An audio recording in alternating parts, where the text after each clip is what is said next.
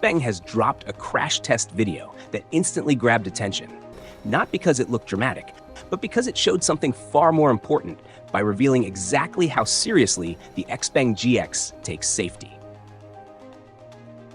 It showed the GX taking on extreme tests like the 720-degree five-way collision challenge. And according to Xpeng, the car was also designed with aviation-grade 6-layer safety redundancy, covering steering, braking, drive, communication, power supply, and unlocking. As part of the GX's 720-degree 5-stage collision challenge, Xpeng used a 2.2-ton container in a roof impact test dropped from a height of 1 meter.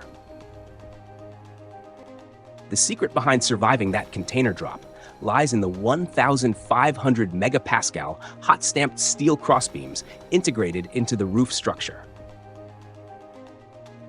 When that 2.2-ton weight hit, those crossbeams acted like a rigid shield, distributing the force instantly down through the A, B, and D pillars. In another 720-degree five-way test, you will notice that even after a massive offset collision, the vehicle's electronics and door handles, which are those sleek and flush units that critics often worry about, actually functioned perfectly.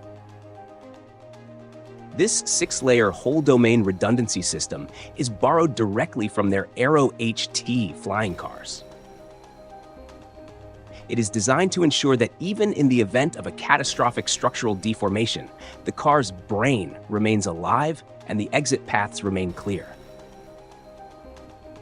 The structural integrity of the cabin is staggering, as it utilizes a massive front and rear integrated die-cast body. This rigid shell is paired with their cell-integrated body technology, where the battery pack itself acts as a structural reinforcement, providing a torsional stiffness that rivals the world's most expensive luxury SUVs.